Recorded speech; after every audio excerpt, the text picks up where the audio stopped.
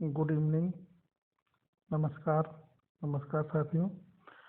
तो खबरें कुछ जो बहुत ज़रूरी होती हैं, जो हमें जान लेनी चाहिए, इसलिए मैंने ये अलग से सेशन तैयार किया है। इसमें दो तीन चीज़ों को हम जोड़ करके ये पूरा सेशन बनाएंगे। एक तो चीन वाली ये खबर बन जाएगी और दूसरी खबर बनाएंगे हम ये सुधा मूर्ति सादगी के शिखर तक का सफ़र। ठीक है, इनका एक व्यक्तित्व के ऊपर है, ये हम बताएंगे। और तीसरे नंबर पर होगी भारत दुनिया का सबसे बड़ा हथियार का आयातक। ठीक है, इन तीन बिंदुओं पर हम चर्चा करने वाले हैं। तो आज हमारी इकोनॉमिक्स की सेशन नहीं आई है, लेकिन इकोनॉमिक्स का क्लास 10 का चौथा चैप्टर मैं तैयार किया हूँ। मैं पहले खुद पढ़ता हूँ अच्छे से, उसके बाद में मैं सेशन बनाता हूँ। ठीक है ना, लेक्चर। तो अभी इन पर जो हम बात करने वाले हैं वो है चीन अब तक नहीं, चीन अब एक नहीं, चीन तीन बच्चे अच्छे। मतलब ये वहाँ की थीम है और समसामयिकी के अंतर्गत आएगी। ठीक है, तो इसको हम आइए समझते हैं। बहुत ही महत्वपूर्ण बिंदु है ये जो है, इसको हम सिलेक्ट कर लेते हैं, थोड़ा बड़ा कर लेते हैं। तो ये थीम तो पढ़ ली पहले, चीन में अब एक नहीं, चीन में अब एक नहीं, तीन बच्चे अच्छे। ठीक है, ये थीम है इसकी और इस पर हम पूरी चर्चा करने वाले हैं। ठीक है, देखो चीन की अभी तक सभी को पता है कि चीन एक नंबर पे था जनसंख्या में। ठीक है, अब उसकी दिनों दिन आबादी गिरती जा रही, इसलिए वहाँ की सरकार चाह रही है कि फिर से आबादी को जो है, इतना लेवल गिर गया है, इसको कैसे मेंटेन किया जाए और जनसंख्या का जो आबादी है उसको फिर से सही लेवल पर वो लाना चाह रहा है और बढ़ाना चाह रहा है। ठीक है, चीन की कम्युनिस्ट पार्टी 1980 के दशक में बनाई अपनी ही एक बच्चा नीति। तो मतलब जो वहाँ शासित है जिनपिंग, जिसके राष्ट्रपति हैं, उन्होंने एक बच्चे को जन्म देने की जो नीति बनाई थी, अब उसी को बदलने के लिए प्रयास कर रहे हैं। ठीक है, का नामो निशान को मिटाने में जुटी है। वो जो है उसको उस नीति को मिटाना चाहते हैं। दशकों तक वहाँ लोगों की एक बच्चा के पैदा करने के लिए मजबूर किया गया था। तो मतलब वहाँ विवश किया गया था एक बच्चे से ज़्यादा पैदा ना करें। ठीक है, ऐसा वहाँ की गवर्नमेंट ने प्रयास किया था। दीवारों पर नारे और एक बच्चा पैदा करने के लिए जमकर प्रचार किया गया, सख्त नियम बनाए गए थे। अब उन्हें मिटाया जा रहा है। चीन एक बच्चा नीति, ठीक है, से दो बच्चा नीति पर आ गई और अब वह तीन बच्चों के लिए वहाँ की सरकार नीति बना रही है। यानी अब लोगों को तीन बच्चा पैदा करने के लिए कहा जा रहा है। ठीक है, वुहान में परिवार नियोजन से जुड़ी कलाकृति में अब तक बच्चे की कलाकृति और इसमें दो बच्चों को जोड़ दिया गया है। ठीक है, चलिए आगे और इसको ले चलते हैं।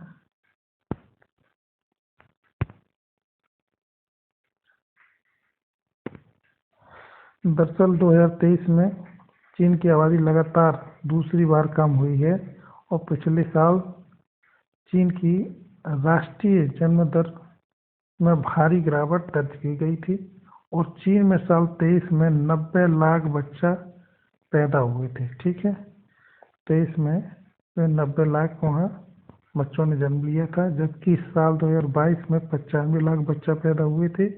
सांख्यिकीय ब्यूरो के मुताबिक चीन में साल 2022 में जन्म दर कितनी थी?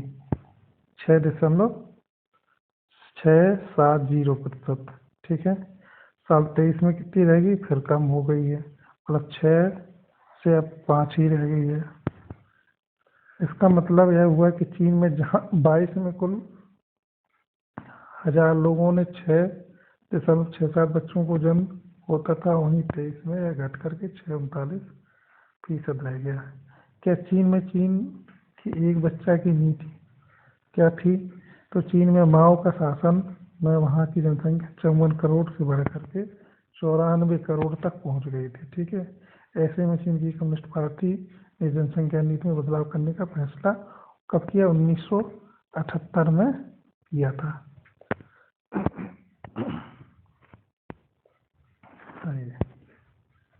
सरकार ने यह प्रस्ताव पास किया था। इसके तहत लोगों को एक बच्चा पैदा करने के लिए बात कही गई थी। चीन बड़े स्तर पर इसको लेकर अभियान चलाया था चीन ने, और 1979 में एक बच्चा नीति, ठीक है, 1979 में लागू करी थी, लागू कर दिया। इसको बढ़ावा देने के लिए अलग अलग तरह के कदम उठाए गए थे, और चिवान प्रांत में ऐसे जोड़ों को अधिक राशन दिया जाता था जो एक ही बच्चा पैदा करने के साथ शपथ ले चुके हैं, और 79 में जिनके पास एक बच्चा था वैसे जोड़ों को सर्टिफिकेट ऑफ द ऑनर दिया गया था। ठीक है, उन्हें पुरस्कृत किया जाता था जिनके पास एक बच्चा था। कब? 79 में। अब 82 में चीन में से अपने संविधान में शामिल कर लिया, और इसके बाद में एक बच्चा नीति को आक्रामक होकर के लागू किया गया। और इसके बाद में इसका असर हुआ कि जिन जोड़ों पे मतलब पति पत्नी पर लड़की होती थी, वे या तो उसे मार देते थे या कहीं छोड़ आते थे। कई बच्चियों की देह व्यापार में उनको धकेल दिया जाता था। ठीक है, देखो चीन बहुत ही अलग बेहुदा तरीके का देश है, उन्हें धकेल दिया जाता था। इसके अलावा चीन के लिंग अनुपात में भी भयानक असमानता आई थी। अगर किसी जोड़े को एक या से ज़्यादा बच्चा होता तो सरकार उन पर जुर्माना लगा देती थी। जो जुर्माना नहीं दे पाते थे, वो अधिकारी ऐसे बच्चों को अपने साथ ले जाते, और एक से अधिक बच्चा पैदा करने वाले पर नौकरी छीन ली जाती थी, और इसके मामलों में जेल भी भेज दिया जाता था। मतलब जो ज़्यादा बच्चा पैदा करेगा उसकी अगर नौकरी है तो नौकरी छीन ली जाती थी, और उसे जेल में डाल दिया जाता था। जबरन गर्भपात और नसबंदी की व्यवस्था आम बात हो गई थी। मतलब जैसे अधिक बच्चे पैदा ना हो और नसबंदी करने की व्यवस्था, जबरन नसबंदी कर दी जाती थी। ठीक है, हालांकि अब चीन में कई शहरों में परिवार नियोजन से जुड़ी कलाकृतियाँ माता पिता के साथ 3 बच्चों का होना दर्शाया गया है। अभी तक चीन की सरकार की तरफ से इसको लेकर कोई बड़ा बयान नहीं आया जाएगा। ऐसी कलाकृतियाँ मतलब उनका संकेतक आ चुका है, अभी सरकार का बयान नहीं आया। तो ये थी खबर। ठीक है, चीन की स्थिति क्या है, संख्या क्या रही है, इसकी संख्या बढ़ाने के लिए अब उनकी एक बच्चा नीति को ख़त्म करके फिर से 3 बच्चा नीति की तरफ जा रहे हैं। दूसरी चीज़ ये है, इसको थोड़ा बढ़ा देते हैं, जिस सुधा मूर्ति सादगी से शिखर तक। ठीक है, एक महिला है, इनको हम देख रहे हैं। ठीक है, चित्र में सामने, और इनके बारे में हम जान लेते हैं ये कौन है, क्या इनकी पहचान है।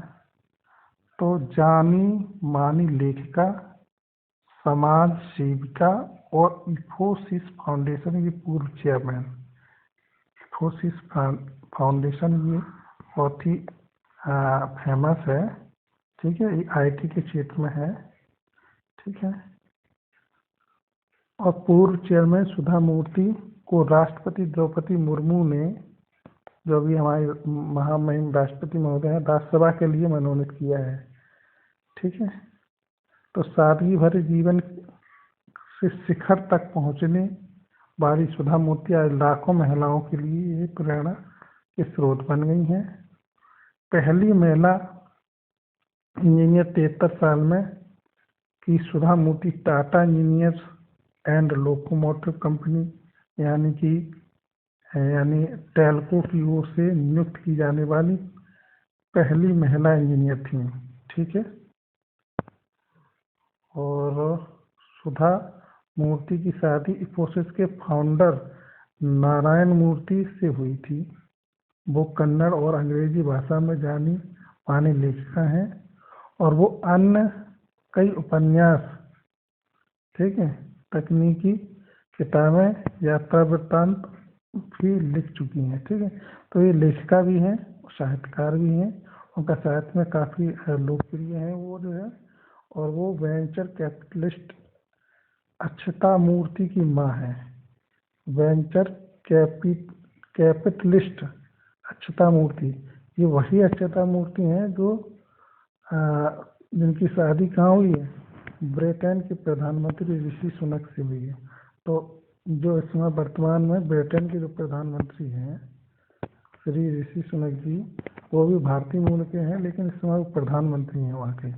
ठीक है, वही ब्रिटेन, इंग्लैंड, यूके जिसे इंग्लिश में बोल देते हैं शॉर्ट में। तो उनकी ये ऋषि सुनक की ये जो है सासू माँ है। ठीक है, पिछले 30 साल से कोई नई साड़ी नहीं खरीदी इन्होंने। इतनी सादगी है, इतनी बड़ी महिला है, और इनने 30 साल से कोई साड़ी नहीं खरीदी अपने लिए। ये इनकी सादगी है। सुधा मूर्ति अक्सर ये कहती रही हैं कि इन्फोसिस की स्थापना के लिए उन्होंने 1981 में अपने पति नारायण मूर्ति को 10,000 रुपये दिए थे। ठीक है, 1981 में, आज के 44 साल पहले। आज नारायण मूर्ति की संपत्ति 36,690 करोड़ रुपए हो गई है। ठीक है, उन्होंने 10,000 रुपये से इतना कमा लिया 40 साल में। ठीक है, आगे देखते हैं। इसके बावजूद मूर्ति दंपति सादगी भरा जीवन जीने के लिए जाने जाते हैं। मतलब अब 30 साल से एक भी साड़ी नहीं खरीदी, तो इससे सादा और क्या हो सकता है, शादी के लिए जानी जाती हैं। और खुद सुधा मूर्ति की संपत्ति, अब वो तो उनकी जो हस्बैंड है उनकी थी नारायण मूर्ति, और खुद की उनकी 775 करोड़ रुपए की संपत्ति उनके पास। लेकिन उनको रहन सहन, उनका जो रहन सहन बहुत ही सादा है।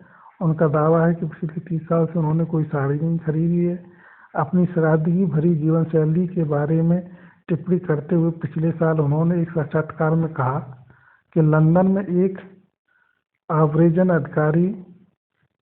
अधिकारी ने मानने को तैयार नहीं हुआ कि उनका पता 10 काउंटिंग स्ट्रीट प्रधानमंत्री का आवास है। जब वो वहाँ यूके गई, जब उन्होंने बताया कि हमारा वहाँ ये एड्रेस है, तो वहाँ का अधिकारी मानने को तैयार नहीं हुआ कि जो है ये एक सादा सी महिला का वहाँ आवास होगा, प्रधानमंत्री के आवास में। तो मतलब इतनी सादगी थी, इसकी वजह से उनको पहचान नहीं सका वो।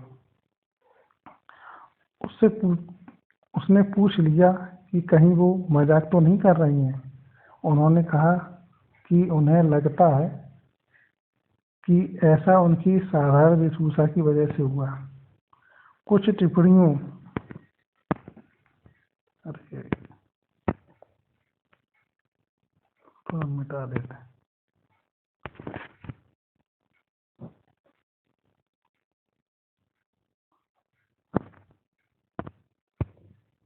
कुछ टिप्पणियों को लेकर के चर्चा में रही। हाल ही में कुछ टिप्पणियां और गतिविधियों को लेकर उन्हें सोशल मीडिया पर भी निशाना बनाया गया है। ठीक है, पिछले साल एक फूड शो में उन्होंने, इसलिए जब मैं यात्रा करती हूँ तो उन्होंने एक ऐसी टिप्पणी करी कि उन्हें शुद्ध शाकाहारी के रेस्तरों की तलाश करती हैं, और उन्होंने अपने साथ पूरा बैग भरकर खाना ले जाती हैं। ठीक है ना, जैसे पुराने ज़माने में। तो ये पुराने ज़माने की जब इनकी नानी दादी खाना लेकर जाती तो उनके ऊपर ये मजाक किया करती थी। उन्होंने अपने बारे में एक चैनल के इंटरव्यू में बताया है ऐसा। ठीक है, तो अब ये खुद भी ले जाती हैं और खुद वैसा करती हैं। ठीक है, तो एक थी जो है सुधा मूर्ति जी, उनके बारे, उनके व्यक्तित्व के बारे में इसमें हमने चर्चा करी है। ठीक है, इसके बाद में हम देखते हैं दूसरा स्लाइड, जिसमें थोड़ा अलग प्रकार का महत्वपूर्ण वो भी है, उसको समझ लेंगे। भारत दुनिया का सबसे बड़ा हथियार आयातक बना है। ठीक है, इसकी ये रिपोर्ट थोड़ा परीक्षा के लिए भी उपयोगी है और समझना जरूरी है। एक एक पॉइंट को समझेंगे इसको। ठीक, ये लंदन की रिपोर्ट है 11 मार्च की। आज भारत दुनिया का शीर्ष हथियार आयातक बन गया है, और 14 से लेकर 18 तक और 1923 के बीच में देश के हथियार आयात में 4.7% वृद्धि हुई। स्वीडन के साथ संस्थान Stockholm International Peace Research Institute ने सोमवार को एक रपट में दावा किया है कि टायर रपट के मुताबिक रूस इस मामले में भारत का मुख्य हथियार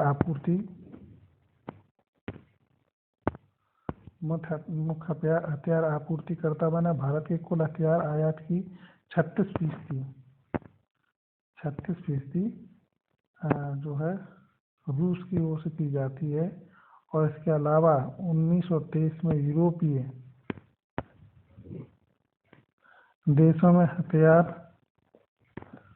के आयात में लगभग 55% आपूर्ति अमेरिका ने की थी। ठीक है, रपट के अनुसार पाकिस्तान ने हथियार आयात के लिए 33% उल्लेखनीय वृद्धि की है, और 19 और 23 में पाकिस्तान 5वां सबसे बड़ा हथियार आयातक देश बन गया। ठीक है, 5वां, और चीन इसके मुख्य आपूर्तिकर्ता के